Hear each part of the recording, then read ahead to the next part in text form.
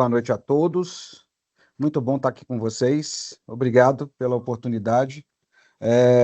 Me perdoe se eu tiver um pouquinho só destreinado, eu tenho alguns meses que eu não falo de cibersegurança, mas a gente nunca perde o jeitinho, né?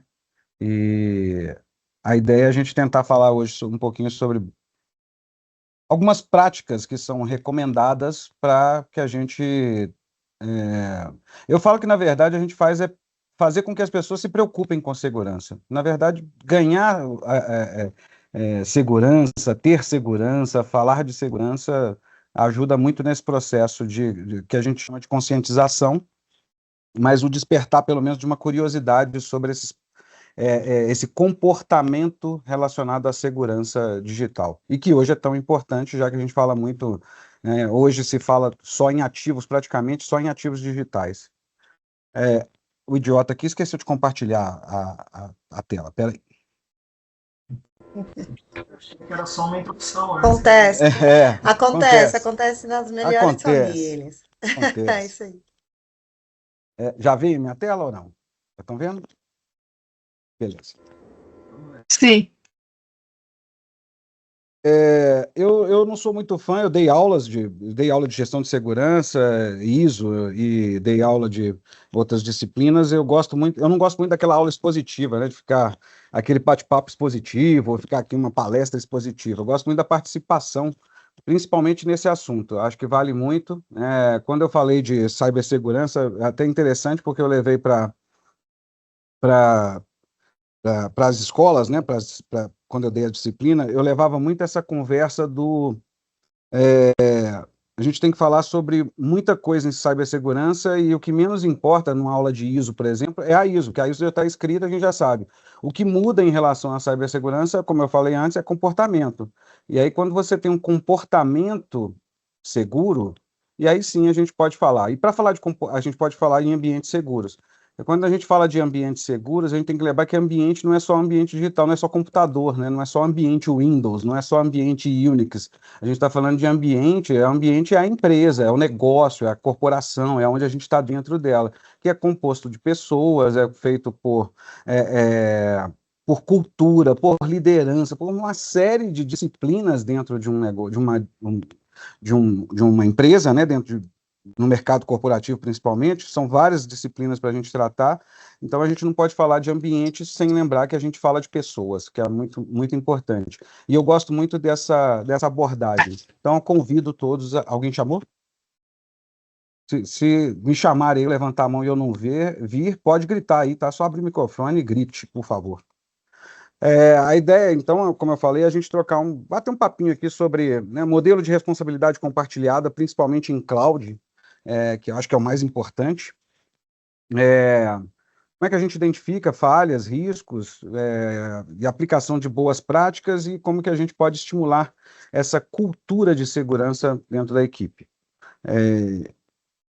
Antes disso, acho que é legal eu falar um pouquinho sobre mim, que eu sou neurocientista, sou empreendedor, por isso que eu falo muito a palavra comportamento, não estranhe, por favor. Eu gosto muito dessa palavra. Então, como neurocientista, eu sempre vou levar para esse lado do comportamento seguro, ou do comportamento de compra, ou do comportamento de qualquer coisa, que eu acho que é importante. Eu fui sócio fundador de uma empresa em Minas Gerais de cibersegurança. A gente começou quando a grande preocupação da vida das pessoas era vírus, lá em 2000, 2001, né, foi quando a gente começou o trabalho, e aí por aí eu rodei essa empresa por 22 anos, na verdade, e tive a oportunidade de fazer segurança de todo tipo de negócio, desde uma lojinha uma porta de rua, que a gente brincava aqui, chamava Mercado das Balas, até a do Banco Itaú, a do Banco BMG, e por aí vai, né? Então eu tive a oportunidade de ver segurança de ponta a ponta, então é uma disciplina que eu gosto muito e tenho um carinho especial por ela, mesmo hoje estando atuando numa área diversa, mesmo assim diversa, mas com clientes dentro da área de cibersegurança. Então, ou seja, a cibersegurança não larga do meu pé tão cedo. Para falar de responsabilidade compartilhada, eu gosto muito de usar o exemplo, principalmente o da AWS, porque ela que veio primeiro com essa conversa. Eu tive a oportunidade, inclusive, de fazer uma apresentação num dos summits da AWS, foi exatamente sobre essa questão da responsabilidade compartilhada, porque era uma grande preocupação, porque é de difícil entendimento o que que é responsabilidade compartilhada. Não é uma coisa, a gente fala assim, pô, mas é tão simples, né? É só você pensar que eu cuido disso e você cuida daquilo, é compartilhado. Mas, na verdade, é até onde vai, até onde que você tem responsabilidade, até onde que, ou seja, esses limites e esse entendimento que é muito importante hoje. Então, ou seja, tem um descritivo aí, eu não gosto muito de textos grandes, não, mas tem um descritivo aí do que a gente chama de segurança de responsabilidade compartilhada. Mas, resumindo, é quando eu tenho uma infraestrutura rodando em cloud, eu tenho toda uma estrutura rodando em cloud, e eu tenho que ter a tranquilidade de que, de um lado, depois eu vou mostrar o modelo, tá, que tem de responsabilidade compartilhada, que é muito legal, e é o da AWS, que eu vou mostrar. Mas é muito interessante de entender que você tem ali 3 pontos, né, até fiz questão de registrá-los aqui, que você tem a infraestrutura que é protegida pelo provedor, então a AWS, ela está me dando ali aquela estrutura onde rodam as naves ali, né, onde rodam as máquinas que dão os serviços que nós queremos. Então ela cuida daquele processo. Então são nós velhos chama de data center, né, e aí tem ali um monte de nomenclaturas, mas ou seja, onde estão aquelas máquinas rodando a infraestrutura necessária para que funcionem os ambientes em cloud. Alguém chamou? Fez barulho aí. Não, né? Então tá. Mas pode chamar, tá, a hora que quiser. Eu vi que o microfone abriu aqui e não. Onde a configuração e o acesso são de responsabilidade de quem contrata o serviço, então, ou seja, eu defino permissões, né? Eu faço controle de acesso, identidade, ou seja, eu faço toda aquela coisa de preocupar com o que está rodando, então, a partir do software, né? Que passa a ser o meu problema. E uma constatação é que a maioria desses riscos que a gente tem corrido hoje nesses ambientes, eles estão vindos do mau uso, ou seja, má configuração, a não obediência a framework, a conformidade, a não conformidade com regras básicas de segurança, ou a desenvolvimento não seguro, e aí vai, né? São vários os motivos, mas buckets, por exemplo, inclusive buckets é uma coisa interessante, porque dentro de um negócio, principalmente quando a gente está em ambiente de desenvolvimento, né, em ambiente que roda muita máquina de cliente, isso nasce igual coelho, né, porque eles vão se proliferando dentro do ambiente, eles vão se transformando ali, quando você vê, você tem 1 milhão de buckets, 1 milhão de máquinas, 1 milhão de coisas rodando, de serviços diferentes rodando, que sai às vezes do controle ali de quem faz a gestão do ambiente. Então eu vi muito disso, de muito ambiente não preparado para atender essa conformidade. Aí alguns riscos é muito importante, né? Como eu falei lá atrás, que ou seja, vem do mau uso. O que é o mau uso ou mal configuração? É quando você dá permissões excessivas, lembrando que quando alguém quer roubar um dado ou cometer. Hoje é roubo de dados, né? A maior ocorrência que a gente tem hoje é de roubo de dados, que é o ransomware, né? Propriamente dito. Esse é o maior problema hoje dos ambientes. E o que isso. O que leva a acontecer esse tipo de problema? A parte de permissões, principalmente, porque é muito cômodo da nossa parte, quando a gente está fazendo a gestão. Alguma coisa, Ellen? Desculpa. Eu estou preocupado porque se alguém chamar eu não ouvi, então toda hora eu pergunto, porque dá a sensação que alguém chamou, está fazendo barulho aqui no meu ouvido, parece que alguém abriu o microfone para falar. Não, mas acho que qualquer coisa o pessoal também consegue levantar a mão aqui. Eu tô olhando aqui também, beleza. Tá? Beleza? Fechou. Então, ou seja, a questão de permissões, por que essa é um ponto muito importante e relevante? Quando eu ganho acesso a um ambiente, a gente lembrar lá, existia um conceito que a gente usava muito antes, até ele continua existindo, mas a gente falava disso bastante, que era de APTs, né? Que eram as ameaças persistentes. O que o cara buscava no final? Depois de tentar de todas as formas ganhar acesso ao ambiente, o que ele está buscando ali? É elevar o acesso dele dentro do ambiente. Então, eu vou buscar por credenciais que me permitam ter um maior acesso à informação. Quanto maior mais elevada a minha credencial, mais facilidades eu tenho de roubar uma informação, porque eu passo a ter acesso àquele arquivo, aquela pasta, ou aquela máquina, ou seja o que for, quando eu ganho acesso ali, eu elevo a minha credencial para que eu tenha, então, qual que é a credencial mais elevada? Administrador. Então, eu vou buscar por credenciais de administrador dentro do ambiente. Esse é um problema sério, por quê? Às vezes a gente, para resolver problemas de acesso, porque como a gente tem hoje estruturas muito fechadas, né, que exigem uma estrutura de permissões ali, que é muito granular, ou seja, eu tenho que ir, às vezes, no nível do arquivo, eu tenho que ir em pontos ali de granularidade, isso às vezes atrapalha até mesmo quando você quer decupar, que quando você quer entender um problema, e aí você não está conseguindo com que ele execute, seja o que for dentro do ambiente, ele não está conseguindo executar porque não tem permissões. E aí é tentador da nossa parte usar uma permissão de um administrador para rodar um serviço, principalmente a administração de serviços. Então eu vou ali, rodo esse administrador para poder resolver o meu problema, mas eu esqueço de tirar essa permissão para depois descobrir o porquê, ou se não, não posso tirar a permissão, porque se eu tirar essa permissão, aquilo vai parar de funcionar, seja uma aplicação, seja um serviço, uma consulta a banco, seja o que for, ele vai deixar de trabalhar, ele vai deixar de funcionar, e eu não vou, então, vou manter aquelas credenciais de administração para aquele serviço, ou seja o que for que eu queira rodar ali. E se torna um problema para dentro do ambiente, porque, como eu falei, o que eu quero ganhar dentro do ambiente quando eu invado algum ambiente, principalmente? Eu quero ganhar elevação de permissão. Então, e aí você já está deixando ela elevada para mim. Então, esse é um dos problemas que a gente enfrenta com muita certeza. A outra coisa, bucket, ou seja, o que for que esteja em ambiente cloud, principalmente, lembrando que quando a gente fala de ambiente cloud, hoje se mistura muito, né? O que é ambiente cloud, o que é ambiente on-premise, né?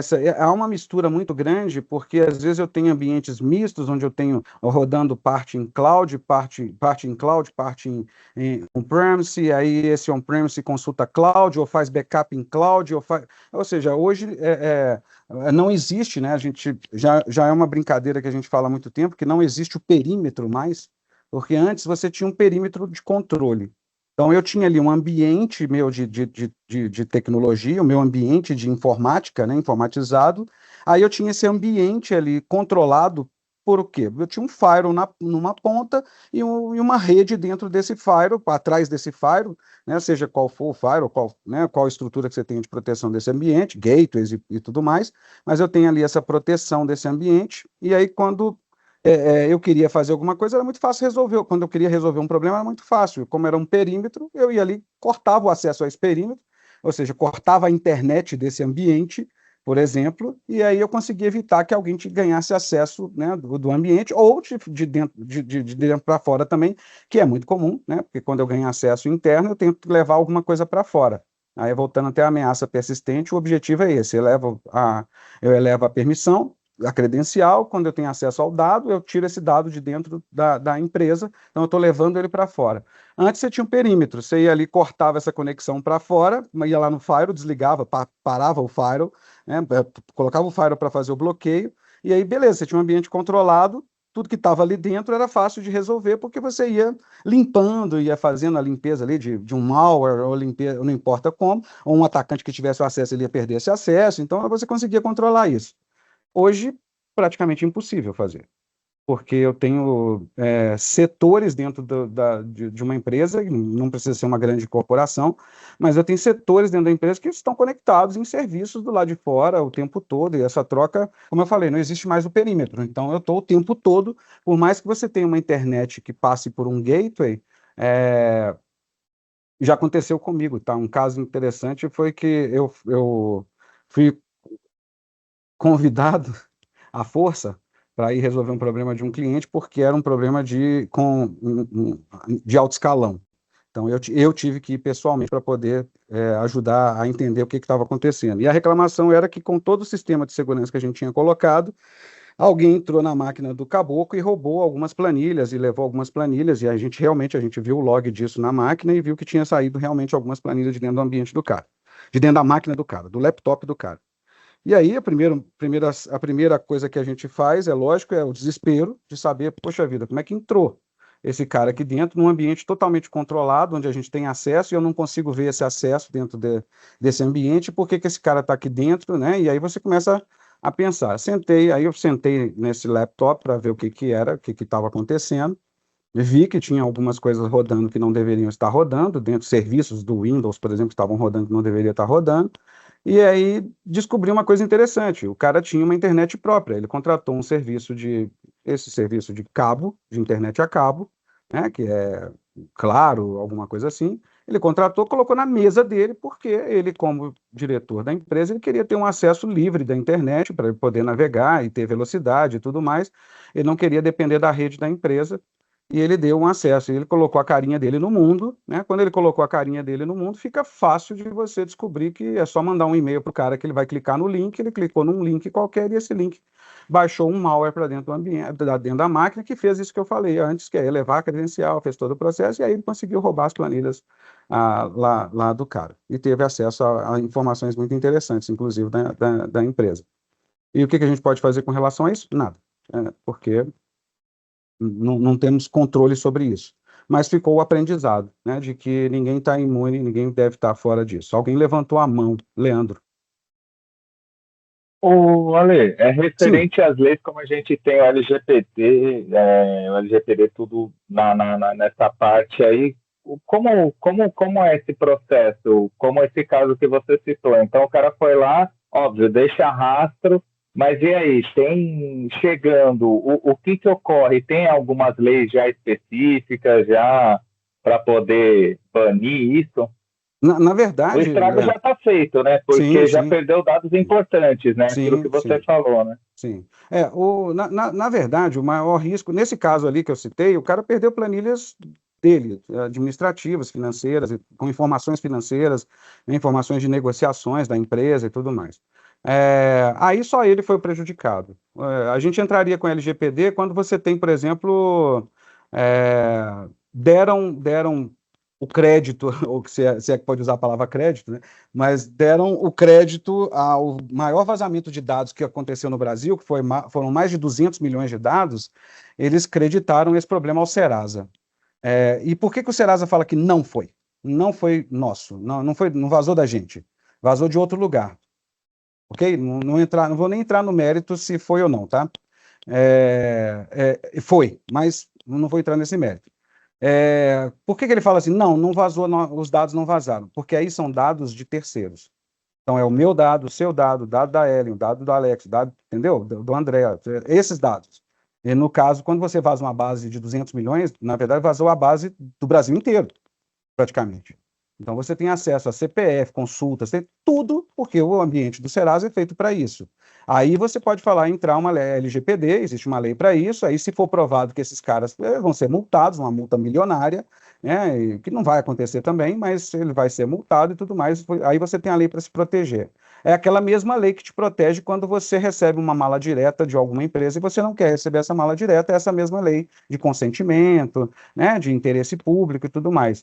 Mas nesse caso ali, nesse caso que eu citei, não tem o que fazer, a não ser chorar, né, e é difícil descobrir, a gente foi rastrear, eu fui fazer o rastro, depois pedi outros técnicos para fazerem um rastro junto comigo. Aí você chega em lugares, é lógico, eu também não entraria de cara ali usando o IP da minha casa. Então, né, o cara estava usando vários proxies para poder fazer aquele acesso. Então, a gente não, era uma perda de tempo e um gasto desnecessário para descobrir algo que, cara, perdeu o Playboy, entendeu? Não tem o que fazer.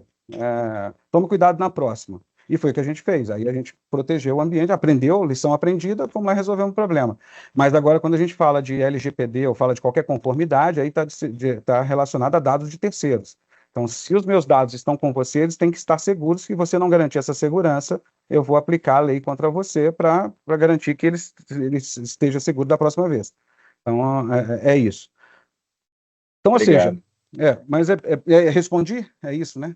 Não, tranquilo, Tá. obrigado. Então, ou seja, aí voltando lá essas falhas, né, que a gente tem, ainda falando de riscos e falhas, né, Então, acesso público não intencional a palavra mesmo diz, ou seja, eu fui lá, configurei alguma coisa e deixei ele aberto para o público, né, num IP público e aberto para o público, e aquilo não deveria estar.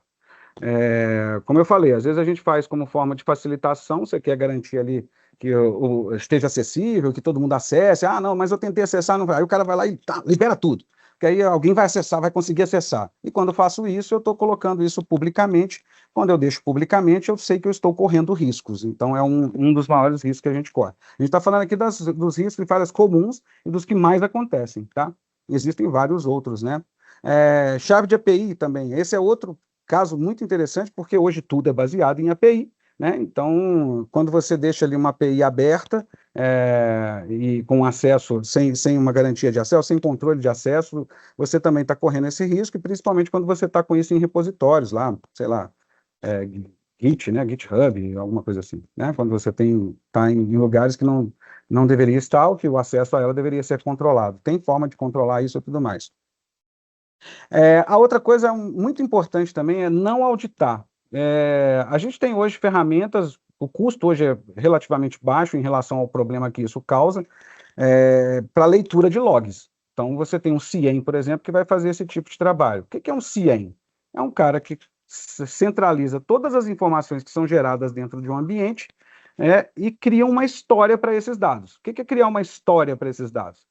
Como ele correlaciona os dados, ele cria uma história. Então, o Alexandre chegou, passou na catraca, deu entrada a tantas horas, tantos minutos depois ele está sentado à mesa dele, ele logou na máquina dele, teve acesso a tal serviço, acessou tal aplicativo, fez tal coisa, né? E o Alexandre, 6 horas da tarde, desligou, meio-dia, desligou para almoçar, ele foi almoçar, voltou às 14 horas. Então, ou seja, é um storytelling, ele é um contador de histórias. E ele vai contando essas histórias. O que eu faço quando eu monitoro logs? Eu crio de uma forma, uma estrutura, né, com regras de negócio e tudo mais, eu crio uma estrutura que me permita contar essa história. Então, eu vou...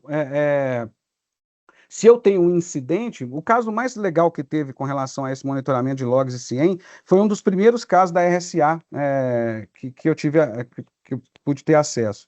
Foi muito interessante, porque foi um caso de passar cartão. Foi uma coisa totalmente inocente, muito mais pelo... passa o cartão para mim lá na hora que você for voltar do almoço, que eu vou fazer outra coisa, você passa o cartão lá que você dá entrada para mim. E foi o primeiro caso que foi descoberto com, assim, pelo menos que eu saiba, lógico que deve ter vários outros, mas assim, o que eu tive acesso, o primeiro caso que eu vi nesse sentido foi isso, já tem, sei lá, 15 anos, né, que foi essa descoberta, que tinha essa possibilidade de fazer esse tipo de controle. Que era o quê? Ou seja, eu sabia que essa pessoa passou o cartão ali, mas não ligou a máquina dela. Ela não fez o que ela faria depois. E isso despertou, soou um alarme, né? Porque a ideia do CIEM, do correlacionamento de logs é esse, que soem alarmes quando eu saio do padrão, e aí soou um alarme avisando, opa, tem alguma coisa errada no comportamento desse usuário, e aí foi descoberto ali que havia essa falha, essa falha de comportamento ali estava relacionada a um fato muito bobo, corriqueiro, de passar o cartão ali um para o outro ali no negócio. Então, daí vem o que a gente fala dessa importância de log. Eu tinha uma brincadeira muito interessante na empresa de TI que eu falava muito sobre isso. O log é seu melhor amigo, que ali conta toda a história que você precisa saber sobre qualquer problema que aconteça dentro do ambiente. Então, deu um problema, leia o log que a resposta vai estar lá. Então, ou seja, se você audita esses logs, se você faz esse trabalho de correlacionar esses eventos, criar regras de negócio e contar uma história sobre os logs, você sempre tem controle dos eventos que acontecem dentro do ambiente, criando os alarmes necessários para que, quando saia do padrão, você consiga perceber que houve alguma falha dentro do ambiente e evitar, ou talvez até aprender com essa falha. Quando ela já aconteceu, você vai aprender com essa falha. Se ela não aconteceu ainda, você está sendo avisado, você vai tomar a providência e fazer o passo necessário para que isso seja resolvido. Aí a gente tem que falar de boas práticas. Essa aqui é uma que eu adoro, que é falar de MFA, que é múltiplo fator de autenticação. Acho que todo mundo sabe, já conhece, sabe como é que funciona, porque hoje quase tudo hoje está exigindo que a gente crie um segundo fator de autenticação. Recomendo, mas fortemente recomendo, porque você pode até não evitar que um problema aconteça, como uma perda de uma senha de acesso, um login de acesso e senha, né, a qualquer coisa, que seja a sua rede social, não importa. Mas é uma das formas que você tem de evitar que isso aconteça. Porque se não tiver com essa forma, certamente vai acontecer muito mais rápido do que você imagina. Com o MFA habilitado, né, com 2FA ou MFA, depende, né, múltiplo fator é quando a gente usa mais de um fator, né, ou seja, eu estou usando ali telefone, SMS, software de autenticação e por aí vai, né, quando eu tenho vários fatores. Então, eu recomendo fortemente, porque é o que mais tem acontecido hoje, é o roubo, principalmente do login social. O cara fala assim, mas ninguém quer meu Facebook, cara. O que o cara vai fazer no meu Facebook? Não tem nada lá, só tem foto do aniversário da minha sobrinha e tal. Ele quer fraude, porque ele vai se passar por você, só isso que ele quer, mais nada. Você tem um monte de amigos, parentes, irmãos, colegas, um monte de gente ali pendurado dentro do seu Facebook, por exemplo, e aí você vai dar essa possibilidade para o cara dele mandar uma mensagem para o grupo, por exemplo, para o seu grupo, dizendo que você está precisando de uma grana para resolver um problema e com urgência, e ele vai fazer um Pix, né? Você vai fazer um Pix para a conta do seu amigo, achando que está ajudando seu amigo, e na verdade você está sendo roubado por um fraudador. Então, por isso que eu recomendo que todo mundo tenha esse tipo de preocupação. E quando a gente leva isso para dentro do ambiente corporativo, é só lembrar que se a gente não usa 2FA, aquela volta lá naquela história anterior, que é eu ganhar acesso, né? Hoje um dos maiores problemas é esse, tá? É controle de acesso, eu não ganhar acesso ao ambiente. Porque depois que eu ganhar acesso, o resto é fácil de fazer. Então, essa aí é uma prática que eu recomendo e acho que qualquer um deve utilizar. É chato, às vezes a paciência se esgota, porque você às vezes tem que ser confrontado ali com várias questões, né, várias perguntas, parece a esfinge perguntando um monte de coisa, se você não acertar você vai morrer, mas é uma realidade, né? Ou seja, se você passa por tudo aquilo ali, é você pensar que o cara que vai tentar roubar o ambiente, ou tentar ganhar acesso ao ambiente, ele também vai ter essa mesma dificuldade e certamente ele não vai ter sorte, porque você tem ali um fator de autenticação que está associado ao seu telefone, associado ao seu e-mail, associado ao seu SMS, e você se protege um pouco mais. A outra coisa que é importantíssima, né, rever permissões e periodicamente, a gente tem, eu acho muito, o periódico é uma palavra que eu gosto muito, porque a gente às vezes, a gente que eu falo de forma geral, no mercado de forma geral, tá? Todos os negócios. É muito comum aquele negócio, vou fazer um pentest agora, mas dessa vez eu vou fazer 2 vezes por ano. Eu vou fazer um pentest para descobrir se eu tenho vulnerabilidades dentro do meu ambiente. Eu vou contar que se eu fizesse um pentest por minuto, eu descobriria vulnerabilidades por minuto. Então você pensa, se eu fizer 2 vezes ao ano, qual que é o resultado de um pentest feito somente 1 vez ou 2 vezes num ano? Mas é só para testar. Não importa. A vulnerabilidade, eu gosto de dizer que ela passa a existir a partir do momento que eu corrijo a vulnerabilidade anterior. Por isso que a gente tem uma expressão que a gente chama que é a vulnerabilidade do dia zero, exatamente, foi inclusive aconteceu com a Microsoft, porque existia uma vulnerabilidade sendo explorada que ela não havia sido, ela não existia para ninguém, e ela estava sendo explorada. Então ela era do dia zero, ela não foi descoberta por ninguém, ninguém sabia onde estava, mas já tinha alguém explorando aquela vulnerabilidade. Então, a gente vê o quanto que é importante a gente ter, fazer essa revisão dessas permissões, né, verificar isso com uma certa periodicidade. Eu sei que não é possível toda hora ou todo dia, mas aumentar a periodicidade é muito importante para garantir um pouco de segurança para dentro do ambiente, porque muda muito rápido. Às vezes a gente tem, né, usar a expressão, mas uma estouro de pilha, né, de aplicação explorada ali, que aconteceu e ninguém nem sabia que existia, estava sendo lá explorado. Utilizar cofres de senhas, isso aí é fundamental também, porque o cofre de senha é uma forma da gente garantir que a nossa senha não vai estar numa planilha aberta ou em TXT para o mundo. Eu acho que é meio que falar o óbvio, mas o óbvio existe, o óbvio tem que ser dito sempre, né? Então, eu diria que uma das preocupações também que deveria existir muito grandes é usar o recurso de ter cofres de senhas para que você tenha um controle desses acessos, quem tem acesso a essas senhas e tudo mais. Eu não vou nem falar que isso tem um negócio que é mais velho que andar para frente, que é que cada usuário tem que ser, né? Não existe aquele, a gente via muito isso no passado, que era, todo mundo tinha acesso ao usuário administrador. Isso não pode existir. Cada usuário é seu usuário, eu posso ter o recurso de administrador, mas eu não sou o administrador, então eu tenho que, inclusive, desabilitar a conta administrador, porque é a primeira que eu procuro, que se procura dentro do ambiente quando você quer ganhar acesso ao ambiente. É a primeira conta a ser procurada. A implementação de ferramentas de monitoramento e alertas, foi como eu falei antes lá, né, de ter algo que monitore o tempo todo, ou seja, que veja a saúde o tempo inteiro e dê alarmes à medida que for necessário, quando eu tiver movimentações ou mudanças de comportamento dentro do ambiente. Então, essa é um passo importantíssimo. E adotar o princípio do menor privilégio. Ou seja, se eu não preciso ter privilégio àquele acesso, para que eu tenho? Não tenho. Então, ou seja, sempre o menor privilégio. Para que o usuário, mas é porque o cara é diretor de tal coisa e tal. Mas ele precisa ter acesso a tal coisa? Não, não precisa. Então, ele não precisa ter o privilégio de acesso a esse lugar. Ele tem que ser cortado o acesso ao privilégio dele. Por quê? Não é por causa dele usar o privilégio dele. O problema é que quando, mais uma vez, se eu ganhar acesso ao ambiente, eu vou procurar esse cara para eu ganhar acesso ao ambiente. Então, é importante que ele não tenha. Quanto menos pessoas tiverem privilégios elevados dentro do ambiente, mais segura é esse ambiente. Até aqui, tudo bem? E se ninguém dormiu ainda? Tá tudo certo?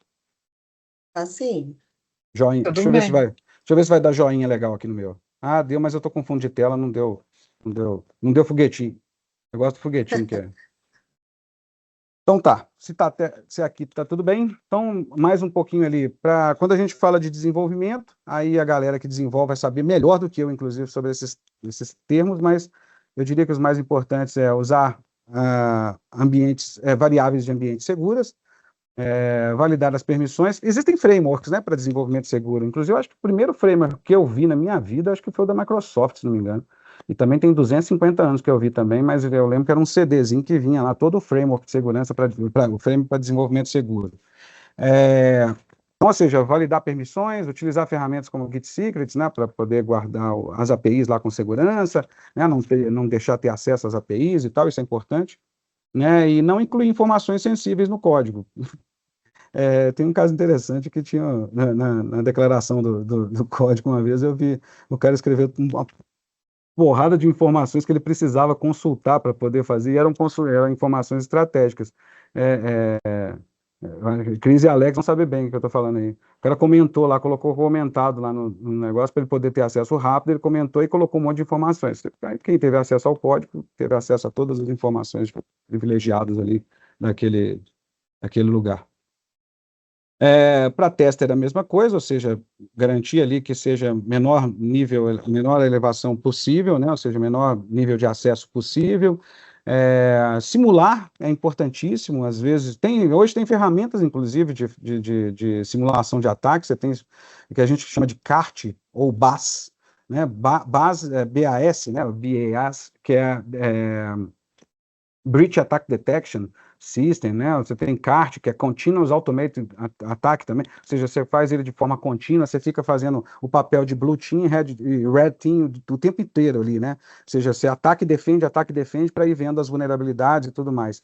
É legal e hoje, relativamente, também um custo baixo hoje para se fazer esse tipo de teste, porque antes era caro para diabo, né? Mas hoje é mais em conta por causa dessa automação, essas ferramentas de automação, e já existem aí e tudo mais.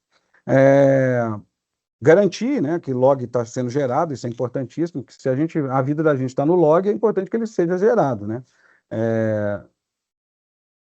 Eu não falei isso aqui não, mas tem uma coisa que também acho que é muito importante do log gerado, eu não sei, acho que está aqui na frente, que é o backup, né? Testar backup, uma coisa super interessante, que tem tudo a ver com segurança e é a coisa que a gente menos faz, né? Que você faz um backup, fica livre dele, né? Ah, não, agora estou livre desse backup. Mas na hora que dá pau, você precisa voltar ao backup, não, o backup não está funcionando, é porque não foi testado, só por isso. Então, testar backup também é uma coisa importante. E testar comportamento, né, de integrações, aí, acho que é chovendo molhado, né, mas garantir que esses tokens estejam sempre seguros, estejam validados e seguros o tempo todo, isso também é importante. Questão do direito. Oi? Pode seguir ali, minha filha reclamando. Aí vamos para a gente falar aí vem aquela parte chata, ou seja, para a liderança, né? Que é promover cultura de segurança é muito importante. Então, hoje também existem ferramentas que ajudam nesse processo, né? Que é trilhas de aprendizado de segurança, trilhas gamificadas de segurança que ajudam muito nesse processo de entendimento e garantir que a pessoa tem um comportamento de segurança, né? Eu não gosto muito daquela expressão, como é que fala? O usuário é o elo mais fraco da corrente, né? Primeiro, eu acho que ele é o mais vulnerável, assim, porque sempre vai direcionar um ataque ou qualquer coisa para esse usuário. Mas eu não gosto muito dessa expressão, porque eu entendo que quem é responsável pelos ambientes, ou seja, e responsável até chegando até na liderança, ou seja, de todo o ecossistema, é garantir a segurança do usuário. Então, o mínimo que a gente tem que fazer é entender que ele não é só o elo mais fraco, né? E que a segurança não é um problema do usuário, é um problema de todo mundo, e que todos têm que estar envolvidos. Fazer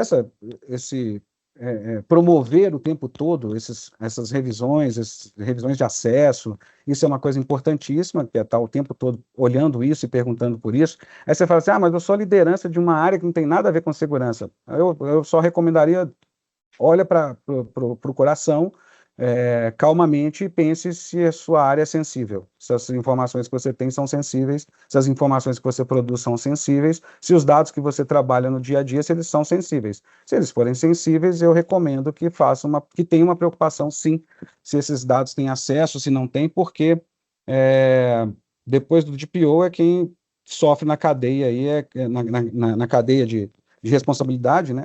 Alguém vai pagar esse pato ali de não ter preocupado com isso. Tá próximo das auditorias para entender realmente o que acontece, não simplesmente pelo fato de ficar livre delas.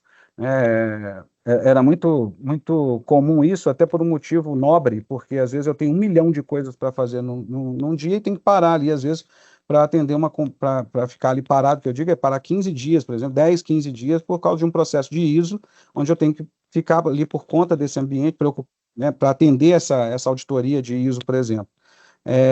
Mas é importante. Então, eu diria que é chato, mas alguém tem que fazer. E aí é importante acompanhar de perto, não só as auditorias, mas acompanhar de perto o que traz de informações sobre aquele ambiente, sobre a segurança dos dados, sobre a segurança, né, do que você está vivendo ali no seu ambiente. Voltando lá no início que eu falei, segurança é uma responsabilidade de todos. Então, todos nós temos que preocupar com ela. Essa é a parte legal, que é você arrumar dinheiro para pagar essa conta, não é barato, juntando tudo, né? Quando eu falo, tem ferramentas baratas, mas quando você junta todas as ferramentas, elas ficam caras.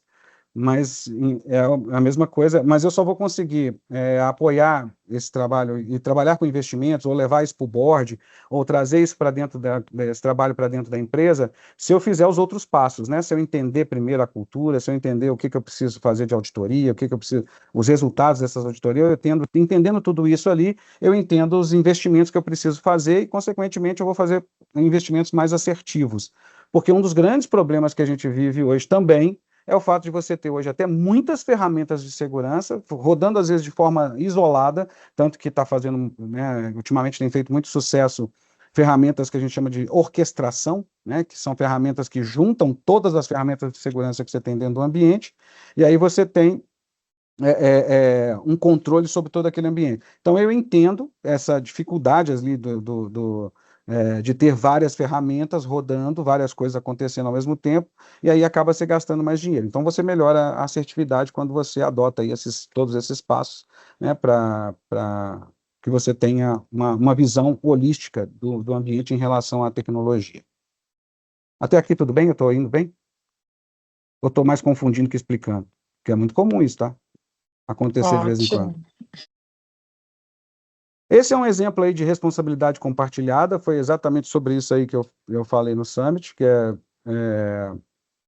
a importância dessa visão, porque, como eu falei, existe uma confusão muito grande, tipo assim, eu estou seguro, eu estou lá na AWS, eu estou seguro, eu estou na Azure, eu estou seguro, eu estou no Google, e não é verdade, tá? Você está seguro com relação à sua infraestrutura. Uma infraestrutura da AWS, uma infraestrutura da Google, da Microsoft, né, do Azure, sofreu um ataque que a gente fala, um ataque raiz, ou seja, eu ir lá na infraestrutura e conseguir ter acesso à infraestrutura, não é fácil. Não vou falar que é impossível, mas não é fácil. É muito mais difícil do que eu ganhar acesso a um sistema um banco de dados, por exemplo, publicado na internet, né, rodando dentro da AWS ou dentro da Microsoft, não importa onde. Então, eu ter acesso a ele é muito mais fácil. Então, é importante você lembrar que essa visão aí do que é responsabilidade. Inclusive, eu adoro o da AWS por causa dessa diferença do que é responsabilidade pela segurança na nuvem e a responsabilidade da nuvem, que essa que é a grande diferença. Ou seja, na nuvem é o que eu tenho rodando ali para o meu cliente, que é de frente para o meu cliente, e da nuvem é aquilo que eu tenho ali rodando de infraestrutura necessária ao funcionamento das máquinas e sistemas operacionais, serviços e tudo mais, né, que está rodando ali naquele ambiente. Mas é um modelo interessantezinho que vale a pena dar uma lida de vez em quando, até eles têm um bom texto, um bom repositório de informações, né, que é público na internet, o da AWS, o da Azure também é público, o do Google eu não li ainda, para falar a verdade, mas imagino também que seja tão bem documentado quanto desses caras, que são os 3 mais importantes praticamente, o Oracle também, né, mas eu acho que vale a pena dar uma lida de vez em quando, até mesmo para a gente, aí você fala assim, mas por que eu, cidadão comum de bem, né, que levanto cedo para fazer outra coisa da minha vida que não é tecnologia, por que eu tenho que preocupar com isso? Porque, como eu falei, é responsabilidade de todo mundo. Não preciso nem entrar muito nesse tema. Então, aí voltando ali, só para fazer um check, preocupação do dev. Cofre de senha, né, os segredos, os secrets lá tem que estar tudo seguro, menor nível de permissão possível, né, e revisar sempre essas permissões. Para quem faz testes, a mesma coisa, ou seja, simular ataques, ter controle de logs, fazer revisão de logs, fazer revisão de acesso, quem tem acesso ao quê, está sempre preocupado com esse processo. Quem cuida de um CRM, por exemplo, dentro de um ambiente, a gente fala, nossa, mas o CRM vai ter problema? Tem, né? Tá com dados, principalmente com dados de cliente, a gente tem que ter um controle um pouco maior, mas trabalhar múltiplo fator de autenticação é importante, sempre estar mapeado o que é dado sensível ou não para o ambiente, e garantir que as integrações, principalmente, estejam seguras, né? A CRM é muito integrado, né? Integrado com ferramentas de automação de marketing, é integrado com outras bases de dados, é integrado com BI, é integrado com um monte de coisa, né? Então, garantir, às vezes, que essas integrações estejam seguras, que elas estejam funcionando de maneira adequada, é importantíssimo. E aí, como eu disse, para os gestores, implantar uma cultura de segurança e ter essa capacidade o tempo todo de estar revisando e estar dando apoio ao time e tirar da cabeça essa visão de que o usuário é o elo mais fraco da cadeia, que ele é o culpado de tudo e que, na verdade, o culpado somos todos nós ou não, né, do que acontece nos ambientes de segurança. Pus aí só algumas referenciazinhas para quem quiser dar uma olhada depois, eu posso compartilhar isso aqui sem problema algum, mas OASP, né, as práticas da AWS e da Azure, acho que são os mais legais de ver, mas tem muita informação hoje de cibersegurança disponível na internet, né, mas eu acho que é muito válido a gente só ter essa visão principalmente dessas, essa visão de responsabilidade já é suficiente para a gente entender o quanto que a gente tem que preocupar, qual que é a parte que a gente tem que preocupar. Então, isso já dá uma visão legal para a gente de qual caminho que a gente deve adotar para se preocupar com segurança de ambiente. É isso. Olha, que slide é esse, gente? Esse slide estava escondido, não era esse aqui não, tá? Agora, acho que eu quero ouvir todo mundo para falar, perguntar. Desculpa, esse slide que estava ali era outro, o outro é que é o que tinha ali, obrigado e perguntas. Ô, Alexandre, Senhor, Alex aqui. fala, Alex. Você sabe de uma tendência aí de empresas grandes trazendo a infra de volta para dentro de casa? Sim. ao invés de deixar lá na nuvem, não só pensando na questão de segurança, mas questão de performance, de liberdade de trabalhar as máquinas da forma que quiserem. E eu não estou falando de colocation, não, estou falando de trazer para dentro de casa. Inclusive, tem uma empresa que eu conheço chamada Nutanix, que ela tem uma solução de software que gerencia as máquinas e Os ativos, né? torna muito simples de você escalar conforme necessário. Sim. Então, você acha que essa tendência ela tem muita participação da questão da segurança envolvida? Alex, eu não tenho dúvida que tenho. Mas aí, se você me permitir, como você perguntou a opinião, eu iria um pouquinho mais além nessa questão. Eu entendo uma coisa que aconteceu no passado, era muito comum a gente ouvir, e aí é uma dúvida mesmo que eu tenho. Bom, eu vou chegar nela. Eu ouvia muito assim, eu estou negociando, eu estou tentando negociar e ouvi bastante, tá? Porque como eu pude acompanhar a AWS durante um tempo, porque eu fazia segurança de AWS, a empresa que eu representava, a fábrica que eu representava, ela foi a primeira a criar segurança para o ambiente de AWS. Foi por isso que eu fui parar no Summit, né? Eu entendo, cara, que não entenderam o processo. Eu ouvia muito falar assim, então eu vou pegar meu servidor Windows e vou colocar lá na AWS. Isso é colocation, que é o que você falou aí. Vou pegar meu servidor e colocar... E não tinha sistemas preparados para rodar em cloud, naquele momento ali, lá atrás, né? Não tinha sistemas preparados para isso. O que a gente tinha era a ideia de que a gente pegaria o Windows e colocaria ele num acesso via IP, usando link, alguma coisa assim, que não era uma visão de uma plataforma criada para a internet. Então eu via muita discussão, por exemplo, acompanhando a AWS, muita coisa mas eu quero usar o SQL. Aí os caras falam, mas tem o Aurora, que é muito mais rápido, ele é nativo do ambiente de cloud.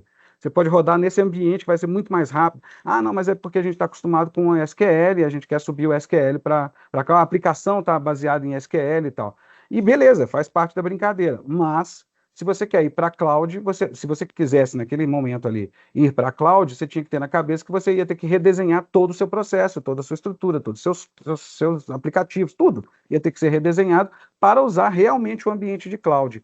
Um exemplo que eu acho muito legal, e que é outro também que eu acompanhei, e esse é bom porque todo mundo sabe do que se trata, ou pode até não assistir, mas sabe do que se trata. O Big Brother foi muito legal, porque o Big Brother, o que ele tinha quando ele começou ali? Para atender aquele volume de ligações na hora que o cara abria ali para a votação pública, né? Aí para atender aquele volume, né, lá para os primeiros, né, do Big Brother, o que era feito? Era as centrais de atendimento ali, telefonia baseada em IP e tal, tinha centrais de atendimento e aquilo ali você tinha que ter milhares de linhas, milhares de servidores, uma estrutura on-premise absurda para poder aguentar aquele volume de ligações que não era controlado, porque ele podia ser, dependendo da personagem que estivesse ali sendo julgada, ele poderia ter 1 milhão de ligações e, dependendo da personagem, poderia ter 100 milhões de ligações. Então não tinha um controle, não tinha como saber exatamente qual que seria o número de ligações para você falar assim, não, vou disponibilizar essa infraestrutura para isso. Aí chega a cloud. E a cloud, o que ela fez? Máquina sob demanda. Então, eu vou lá, abro uma votação. Se eu tiver 1 milhão de votantes, eu vou abrir uma estrutura necessária para esse 1 milhão. Por que eu acompanhei isso? Porque eu criava junto a estrutura de segurança, tá? Ela subia junto com a estrutura de servidores. Aí acabava a votação, ele saía desligando tudo de volta e eu já tinha os dados armazenados, coletados durante aquele processo. Chegou a 100 milhões então eu precisava de 150 servidores. Na verdade, dava uns 2.000 servidores. Aí eu preciso de quase 2.000 servidores, sem problema. Ele subia 2.000 servidores, depois voltava tudo para um servidor só. Um só não, mas voltava para aquele número de 5, 6 servidores, que era redundância e tudo mais. Então, essa era a visão de cloud que deveria ser. Ou seja, eu criar toda uma estrutura orientada para a cloud. Aí eu acho que isso a gente herdou e aí voltou a se falar vou trazer para dentro de casa porque aqui eu vou ter controle. Não tem, porque a segurança desse ambiente lá na cloud e local é a mesma.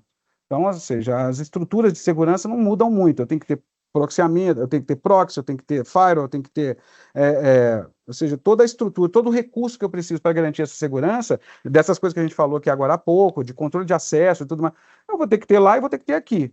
Então, assim, eu até entendo que alguns, mas é porque eu vou ter perto de mim. Não sei, eu acho que é só uma questão psicológica mesmo, de falar que está perto, está seguro. Mas não sei se é só isso, não. Tem a questão do investimento também, a cloud também não se mostrou tão barata como ela prometia ser, né? Eu lembro quando começaram as primeiras conversas, Alex, a gente falava com a VMware, por exemplo, e ela falava que ia ser igual maquininha de café, né? Que a gente ia lá, colocava uma fichinha e pegava um servidor. E aí todos os ambientes, então o cara do marketing ia poder lá subir uma máquina para o marketing, né? O cara do financeiro ia lá subir uma máquina para o financeiro para poder rodar uma aplicação legal e tal, não sei o quê. Ele falava-se muito nisso. Só que isso se mostrou muito caro, porque hoje você subir uma estrutura em cloud, se não for de maneira muito controlada, muito bem estruturada, ela se torna absurdamente cara.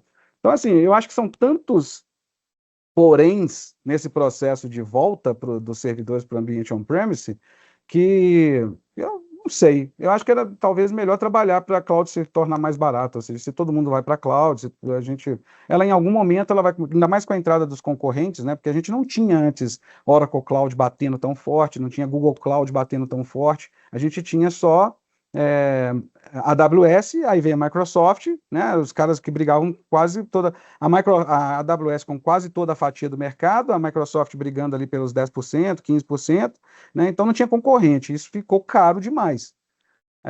Agora entrando outros concorrentes, né? A Oracle Cloud mesmo, a Oracle chegou com preços absurdos. Antes ela cara pra caramba, chegou com preços muito baixos.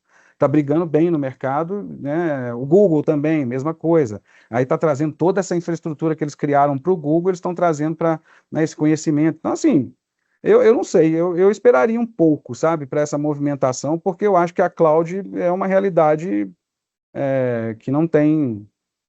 Não sei, respondi, Alex? Não sei se eu respondi. Às vezes a gente enrola para não responder. Não, você deu uma resposta, você dissertou bem em cima do tema aí, falando do histórico do cloud, etc. Mas o ponto da segurança é que você tendo. A pergunta é: você tendo equipamento dentro de casa, você pode fazer o que você falou no começo da tua explanação, cortar o cabo da internet e acabou o ataque, né? Porque ele está dentro Mais de ou casa. menos. Então, seria. Mas isso daí era uma dúvida mesmo, era pedindo sua opinião, porque eu não sei se isso seria realmente algo relevante, a questão da segurança, porque a Eu acho que segurança não.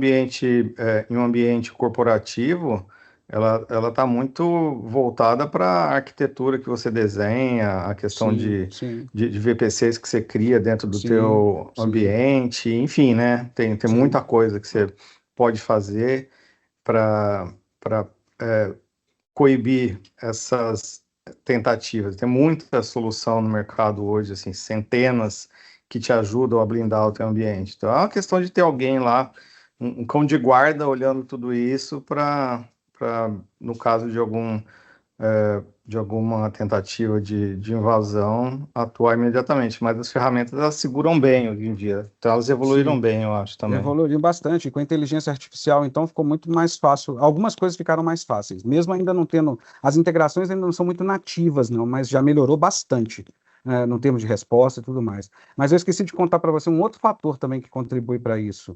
Para não ser. Independe do ambiente estar on-premise ou em cloud, ele estar seguro, é uma dificuldade que as empresas têm, porque você imagina o seguinte. As empresas fornecedoras de cibersegurança, e eu vivi isso a minha vida quase toda, né? Tem uma dificuldade absurda de contratação de profissionais de segurança. Então, beleza, eu vou argumentar que eu vou trazer sempre para dentro do meu ambiente, e quem vai ser o cara que vai pilotar isso?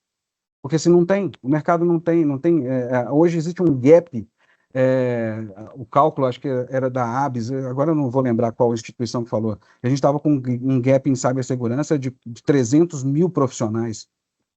Então, assim, eu não sei, é muito arriscado, você sabendo do cenário, né? Eu prefiro garantir a minha estrutura de infra com um cara que é preocupado com isso o tempo todo, né, são essas empresas de cloud, e me preocupar com outras coisas, com outras regras de negócio, com outras coisas muito mais tranquilas de você trazer para dentro do ambiente. Não sei, assim, acho que talvez exija até um pouco mais de análise, sabe? Mas quando você tem um ambiente seu na nuvem, por exemplo, ele te dá uma conta lá, ele separa a sua conta do resto das outras e você é responsável por manter a segurança da sua. Se você não tiver os controles e invadir, o problema é seu, né? Sim. Então, nenhuma delas, AWS, Oracle, Azure, ninguém garante a segurança do seu ambiente, né? Se você não tiver alguém de segurança, e realmente é muito difícil encontrar alguém de segurança, se você não tiver, seja on-premise, seja colocation, seja cloud de terceiro, você tá correndo sério risco. Vou te falar que, para quem rodou algumas turmas da disciplina, tá? De segurança, o que falta ao profissional de segurança de verdade? Não é nem conhecimento técnico, porque hoje ele é muito bem distribuído, hoje esse conhecimento, sabe, Alex? O cara, você entra hoje no YouTube, você tem um monte de gente falando sobre o assunto, você aprende coisas técnicas muito rápido. E tem muito material, tem um farto material disponível na internet e tudo mais, para o cara ser técnico. Eu percebi muito a falta de visão do negócio. Porque segurança, por mais que a gente não queira ser permissivo, ela não pode impedir o funcionamento do negócio. Mas se o cara não tiver visão de negócio, ele cai naquela tentação de eu proíbo tudo e libero o que eu entendo que deve liberar. E ok, mas ele tem que ter visão de negócio. E esse é um desafio assim, enorme. Eu pude ver nas turmas, na empresa também, por onde eu rodei, em todas que eu passei, eu vi muita gente boa tecnicamente. Eu participo de um grupo mesmo de uns guri aqui, os bichinhos são fera pra caramba, é tudo bicho louco, assim, de fazer coisas absurdas, mas sem visão nenhuma de negócio. Não tem, assim, capacidade nenhuma de tomar uma decisão em relação à segurança de uma empresa. O cara pode até pode até descobrir facilmente quem invadiu, quem não invadiu, ou pode invadir facilmente um sistema, mas ele tem esse desconhecimento. Bom, é o que eu falei com você, assim, o que eu posso dar é a minha opinião, né? Eu acho que é um movimento, tá se falando nisso com muita pressa, assim, eu esperaria um pouco para fazer essa movimentação, porque não era seguro antes, então por que vai voltar assim? Vai voltar e vai ser, né? Por nada. Tá certo, obrigado. Fala, Guinalda. Opa, fala aí, pessoal, boa noite, tudo bem? Boa, Cara, só complementando o que você falou aí, Alexandre, aliás, o que o Alex estava falando lá a respeito da AWS, até o MFA, né, cara, não vem por default lá quando você cria um usuário. Então, quer dizer, não adianta você querer achar que é porque você tá lá que tá tudo certo, que não tá nada. Rapidamente, se você não aplicar nada lá, vai ter problema com certeza.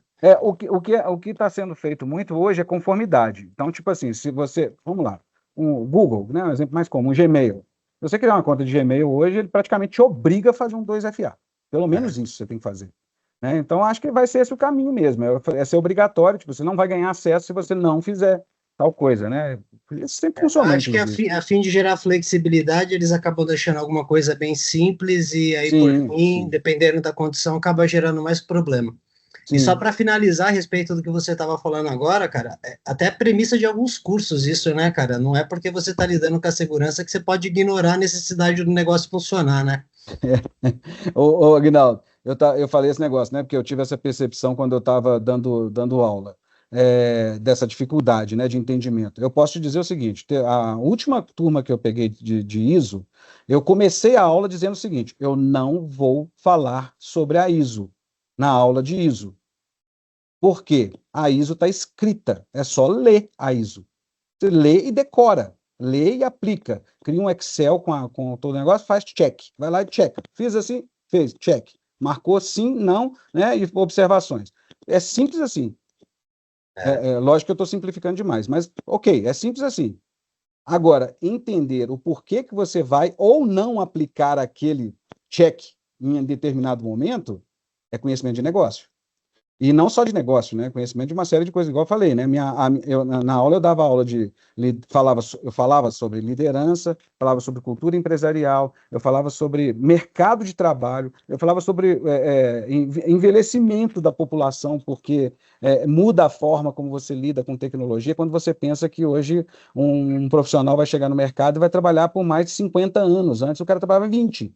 Ela vai trabalhar por mais de 50, 60, então até isso afeta no comportamento de usuário. E aí, falava sobre isso. Chegou no final da aula, e aí, gente, como é que foi? Gostaram e tal? Eu senti falta de você falar sobre a ISO e passar para a gente alguns passo a passo de como implantar a ISO e tal. Eu falei, poxa vida, mas eu falei que eu não ia falar sobre isso. Então, ou seja, combinado não é caro. Mas aí você vê qual é a visão. A visão é de que a gente tem que ter passo a passo para fazer a implantação do negócio, não uma visão de negócio para fazer a implantação. E isso muda completamente como você aplica regras de conformidade, por isso que a gente vive nesse mundo aí de, às vezes, cria-se as facilidades, porque exatamente lidar com a dificuldade não é fácil. A dificuldade de acesso e tudo mais, igual você falou, né? Legal, mas é bacana que o tema gera uma complexidade tão grande que nem eu falei, né, cara, vira tópico de curso, né, e o debate é complexo demais e não é algo que possa gerar um padrão, né, mas Não. enfim, parabéns aí, curti bastante. Boa noite, galera. Valeu, obrigado, velho. É isso aí. Foi bem enriquecedor, Alexandre. Eu gostei bastante, apesar de não atuar tanto com áreas de cibersegurança, mas você deu vários insights ali. E aqui a gente tem pessoas que atuam em áreas diferentes, então acho que ficou bem rico. Parabéns aí pela apresentação. A gente se estendeu um pouquinho aqui no horário, mas acho que com as perguntas e tal, foi bem enriquecedor aí para todo mundo, tá? Legal. Pessoal, vamos tirar uma fotinha aqui, todo mundo. Vocês puderem abrir aí o. Ô, Ale, aí precisa que você tira o Vou tirar aqui agora. compartilhamento. Isso. Que aí a gente tira. Vou tirar também meu.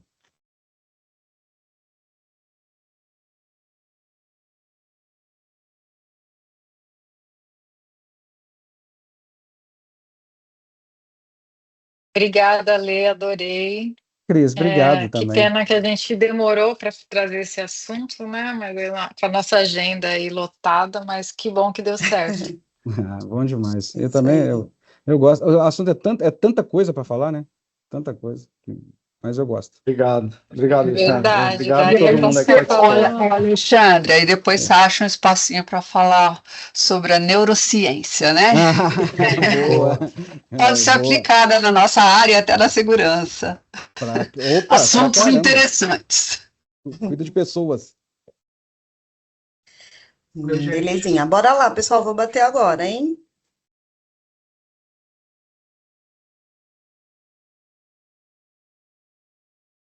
É isso aí, pessoal. Obrigada, então.